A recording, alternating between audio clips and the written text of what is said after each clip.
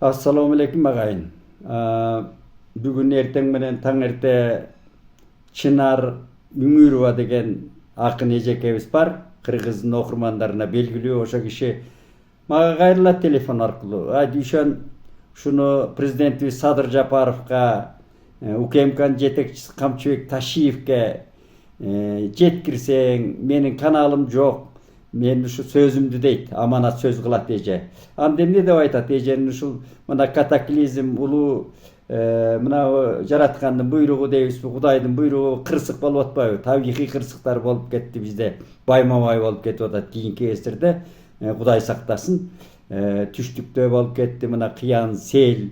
Кечээ эле мына Тоңдодан мурда сел болду эле, көрсөтүп атты эле. Анан кечөө чагылган тийип 250 кой деп атат, 220 кой деп атат. Ошондой жана пулемет менен аткандай кырылып атат да бир жерде. Мен бала болуп башыма жүн чыкканда эле мындай кырсыкты уккан эмес экенмин. Чагылганда бир ар киши өлгөнүн, атчан кетип баратып аты менен өлгөнүн. Илгери бир кудан бар эле, а киши айтты эле, ушул бир ээн талаадагы сарайда бир конокто отурсак дейт, ушундай күн күркүрөп чагылган чартылдап, кокустан чагылган түшкөн экен, ошолор отурган үйгө. Ошол бала ойнотуп, мен үйдүн баласын, кичинекей баласын алаксытып ойнотуп, мындай ортодо шырдакта отурдум эле, тамга жөлөнгөндөрдүн баары мүрт кеткен деп. А киши тирүү калган экен. Бул эми чагылган деген кубулуш булуттардан пайда болгон эле электр тогу деп айтылат физикалык жактан. Анан кечөө ушул мындай бир жерден эле жанагыдай мүрт кеткени ошончо малдын. Эми мен чоң атам баарыбыздын эле аталарыбыз илгерки аксакалдар айтчу, жакшы мал жанга аралжы деп. Кудай сактады, ошонун жанында койчусу же малчысы жок экен. Анан мал ошончо кырылып атат да. Бул дагы табияттын чоң кырсыгы. Анан эже эмнени айтып атат? Эми ошондой бата кылса дейт, түлөө кылса дейт. Ошол президент баш болуп, ак үйдүн алдында мал союп дейт, эженин ошондой кыял экен. Өзү ошо кыргыздарда бар өзү ошондой. Биз көрүп калдык бала кезде, көчмөн, бул динге байланыштуу эмес өзү. Бул байыркы кыргыздын ишеними. Ошондой кырсыктарда, жанагыдай жапа чеккенде, анан кургакчылык, жут болгондо, ошо болгон ар ким өзүнүн малын, эчки, улак, кой алып чыгып алып, ошол айылдын чекесинде түлөө кылчу, Кудайга жалынчу да. Анан мындай эми мен тамашалап айтайын. Мына Чолпонбек Абукеев досум угуп алса, ал тиги Суу Самырга жөнөп эртең дагы ошо жактан элди тисип алып, бос үйлөрдү тигип алып, анан Суу Самырдан бийик жерден түп-түз туруп бата кылса, тияк угат экен деп баягы жылы бир тамашаладым эле. Эми ал хан теңирге чыгасыңбы, же болбосо тиги жөн эле жерге туруп алып бата кыласыңбы, көкүрөк таза болуш керек. Ал бата кылып Кудайга сыйынып жүрүү, жана улуу Айтматов айтканда, эми Айтматовго чейин диндерде деле ошондой айтылат. Конфуций бүткүл дүйнөнүн философ акылмандарынын баары эле айткан. Ошол биздин Чыңгыз Айтматов агабыз аны вообще айтет, орусча айтканда жалпылаштырып айткан. Күн сайын адам болуу, адамга эң кыйыны күн сайын адам болуу. Күн сайын ошону унутпашыбыз керек. Ошо кырсыктар бекер жерден болуп атпаганын, ошондойго жаныбызды мындай ойлонуп, ар бир адамдын башына ошондой байлануу бир кырсык тооруп турарын дайыма улуу жараткандын эскерткичин эстеп жүрүшүбүз парз өзү. Ошону болтурбай колунун жолдорун ойлоп албетте, анан жаратканды эстен чыгарбай, ыйманга келип, анан тобо келтиришибиз парз. Эже ошону айтып атат. Ошол мына эжеме мындай айтканда, аманатыңызды аткардым, улуктар угабы, эл журт ошондой баягы биримдикке келип, түлөө бата өткөрүп туруунун эч зыяны жок, пайдадан башканын зыяны жок. Ошону дагы эстен чыгарбашыбыз керек. Анан жаштарга тарбиясы да бар. Мүнөздү тазалоо, ыйманды тазалоо, Кудайга жалынуу, ал баардык адамзаттын парзы өзү жаралгандагы.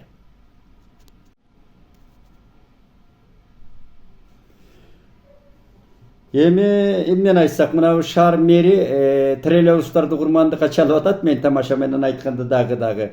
Эми тап катарында троллейбусту эмнеге жөөп атканын мен түшүнгөн жокмун.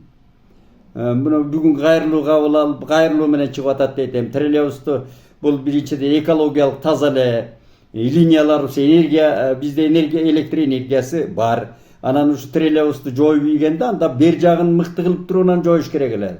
Анан жок деп метролорду салып, мына канча автобустарды алып келди, бирок тыгын, бул жолдорду оңдоп атабыз дейт, бирок мындай жапырт эле оңдоп эле чекесинен бир иреттүү жасаса болор элеми? Жакшы, жаза алып атканы жакшы. Ал акчаны кайдан алып атат дегенде суроолор болуп атат. Карызды эле калыңдатып атып, 6,5 миллиард болуп кетиптир карыз тигүү деп атат. Бирок эми Кудай сактасын, азыркы жетекчиликке биз үмүтүбүз чоң. Андай карызга очойгон карызга ала берип, анан кийин элдин мойнунда калбасын. Ал баягы андай моюнга артылган карыздан көрө жарды жүргөн оң.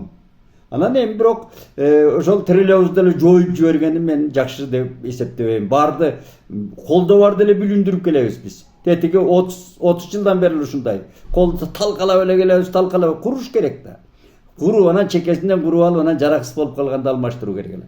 Анан мен бүгүн олуттуу айтайын дегеним, мына биздин УКМКнын жетекчиси Камчыбек Ташиев дагы билдирүү менен чыкты бир жерде, жыйынданбы мен уктум мына интернеттен соттор жөнүндө. Эми чындыгында ал киши катуу айтып атат, катуу, мындан да катуу чараларды көрүүгө туура келет да соттор жөнүндө. Эми биздин сот болушунча болгондо чындыгындачы. Сот тармагы өтө ушунчалык ыплас, жанагындай абдан бир ишеничсиз акыбалга түшүп калган кыргыз соттору. Кыргыз мамлекетинин соту.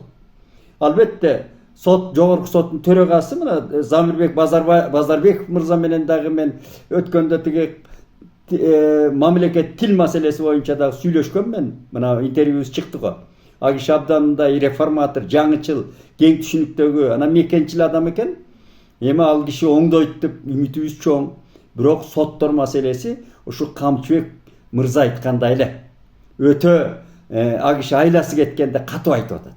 Биз колдойбуз. Соттун эми жөнөкөй соту ушунчалык манчыркаган, мына органда жүргөндөрдүн көбү ушундай да, мен байкайм да. Кече өкөнү инилерибиз эми орбай айтканда энесинин ичине жип айдап түшкөнсүп, ушундай текебер карайт да кишини. Ай, баягы Улуу Байдикенин тамаша ырындай айтайынчы, машинеңди да минип көргөнбүз.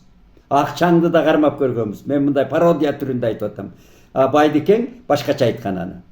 Биз деле көргөнбүз, бирок ыйман, көкүрөктүн тазалыгы, тарбия, анан китеп окуганың, сабаттуулугуң, билимдүүлүгүң алып келет дагы сени кайра канчалык билимдүү болсоң жөө баскың келет мырзалар.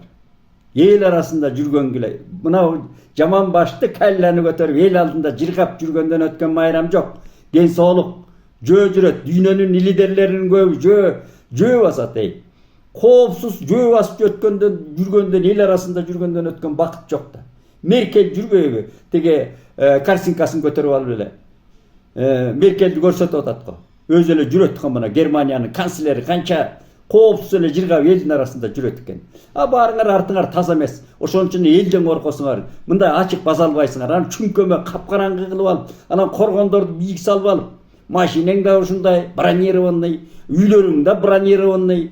Анан өзүңөр барсаңар ушундай бир кымбат кийимди кийип алып өзүнчө бөлүнүп турасыңар элден. Бул жакшылык эмес мырзалар. Көбү мырзалар деп аткан соттордун көбү мырзалар, органдын кызматкерлеринин баары мырза. Андай болбош керек эле. Бизде билимсиздиктин айынан, анан жана туташ коррупциянын айынан жана сортторго бөлүнүп адамдар ушундай изоляцияга түшүп калды. Мына Камчыбек мырза, УКМКнын жетекчиси, катуу айтканын биз эп көрүп турабыз, колдойбуз. Мындай болбош керек. Тез реформа жасаш керек. Мына соттор ордуна келмейинче кыргыз турмушунда акыйкат болбойт өзү. Бул кан какшап аксиома өзү. Ошон үчүн бул эл журттагы жанагы бере бергенди токтотуш керек да. Чуркап эле бирдемени суна бергенди токтотуш керек да. Анан анда мыйзамды талап кылыш керек. Мыйзам деген ошол болот. Анан акырында кыска айтам, мен кыска бүкүл айтып атам. Себеби мына 5 мүнөттөн жөнөтүп турбасаң монтаждаш кыйын деп тиякта режиссерим айтып атат да машалап. Мен өзүм тартам, мындай тартып атам, кээде ушундай көнөйүн деп. Бирөөнү убара болбой. Кыска айтканда мына министрлер кабинетинин токтому чыгыптыр. Ошол дагы мен интернеттен окуп калдым. Эми ал талкуусу чыгыптыр да токподум. Анда токтомдо эмне дейт? Мугалимдер жөнүндө, шордуу мугалимдер жөнүндө болот да. Мен өзүм мугалиммин. Шордуу дегени мына Акаевдин 15 жылдыгында мугалим көчөдө калган. Айрыкча мугалим биринчи мына эгемендик алган мугалим алыс болуп калды да. Бүт эркек мугалимдер алыс болуп калды. Айлык жок, тартип жок. Мугалимин киши ордунан чыгып калды, мен кыскайтып атам. Ошондо эмне калды? Эркек мугалимдердин баары жумуштан кетти. Темселеп соодагер болуп кетти, эмне болуп кетти, көрүнгөн жакка кетти, ичип кеткени канча, депрессия болду. Мугалимдин кадыр баркы кандай эле. Мына нөлгө түштү да. Ошондон анан ушундай акыбалга келдик, билимсиздикке келдик да. Бүгүн ошо токтомдо мындай деген жерлери бар экен. Оору, илдеттүү, дарты бар мугалимдерди иштетпөө жөнүндө. Эми аларды санайт жанагыдай, ар кандай эми беркиндей оорулар болсо, жугуштуу оорулар болсо, чатак айла жок. Анан бөйрөк оору, ар кандай жүрөк оору дейт. Ошондой тизмектей беришиптир да. Анан аракеш дейт. Эми мен мындай оройрок болсо дагы кечирим сурайм. Мен ошол аракеч мугалимдерден билим алгам. Кудай өзү кечирсин. Мыкты билимдүү адамдардан билим алгам да. Кеби ал аракта эмес, кеби анын мына чыкыйында, аң сезиминде, билиминде. Анан эми бүгүнкү күндө мен мындай символистке айтып атам. Кандай ичерин ар ким өзү билет. Мыкты мугалимдер, ошо кезде акыйкатты сүйлөгөндөр, айрыкча Советтер Союзунда акыйкатты айткан адамдар, ал сүрүлүп салган, кызматтан сүрүлчү анда жанагыдай жетекчи кызматка алынчу эмес. Ошо партиядан чыгарылчу, ошондон аракеч болуп кеткен мыкты билимдүү адамдар. Мен ошолордун колунан билим алгам, мындай символистке айтайын. Ошо мыкты адистердин колунан билим алганбыз, көбүбүз. Анан алар айласы жоктон ошондой. Эми бүгүнкү күндө эми аракеч маңгизат менен шугулдангандарга айла жок дечи. Бирок эми оозу жыттанып калса, анда директор менен завучка кудай өрбөйбү? Ого бетер мугалимдер таңсык болуп атса, анан оорулусуң деп бөлүп атса аны. Эмне болот? Кандай болот? Мен бул токтомго түшүнгөн да жокмун. Дүйнөдө барбы, башка жерде барбы десем, билбейт. Илгери эле бар болчу, жанагы санитар эмеден тиги санкинишкасы бар болчу, аны медсмотрдан өтүп, медициналык кароодон өтүп алып, ал мугалим иштей берчү. Анан ушундай кызыктай бир чет эмне мындай шылдыңдообу? Бул мугалимди ого өтөр моралдык жактан талкалообу? Анысында мугалим эмараң башын көтөрүп, эмараң түзүк айлык төлөнүп атат. Төлөнгөн менен эркек мугалим деген калбай калган мектептерде. Мына биздеги жанагы тартипсиздик, тетиги эле мектептен рекет болуп чыккан, мектептен хулиган болуп чыккан, ошол эркек мугалимдердин жоктугунан, катуу тартиптин жоктугунан азыр бирдеме десе эле батыш туурап эле, анан өйдө карап койду, анан чаап койду, анан сөгүп койду. Болду, сотко берип жүрө бер. Анда бүт эртең баарыңар кисебир балдардын баары эң баш болуп чыгып аткан ошондо. Тарти, биз деле айта бербейли, мугалимден таяк жеп эле чоңойдук. Бирок эркек мугалимдин кадыры атасыз баладай болуп атпайбы мектепте? Атасыз баладай болуп чоңоюп атат балдар. Мектепте эркек мугалим айылдар деле калбаса, мына Бишкектин борборунда, Бишкекте, биздин борбордо, мен эркек мугалимди өтө сейрек кеткен мугалим мектептен. Эми кичине айлык төлөнүп атат. Төлөнгөн менен жаштар келип атат, эми алар кечирип койсун, көбү жана контракт менен окугандар, көбү билимден чукак мугалимдер келип атат. Ошон үчүн жана билим, мугалимдин кадырын ошол жана соттордо айтылып атат, тиги соттордун айлыгы мынчага жеткирди деп. Мугалимдин айлыгы да өткөндө мына жогорку кеңештин спикери Шакиев мыкты айтты да, Нурланбек мырза мыкты айтты, мугалимдин айлыгы депутаттын айлыгына тең болуш керек деп. Андан ашыш керек. Ошондо бизде билим болот, ошондо өнүгүү болот, келечек болот. Мугалимди кадырлашыбыз керек, момундай дөпүрөс токтомдор чыгара бербей. Аман бололу.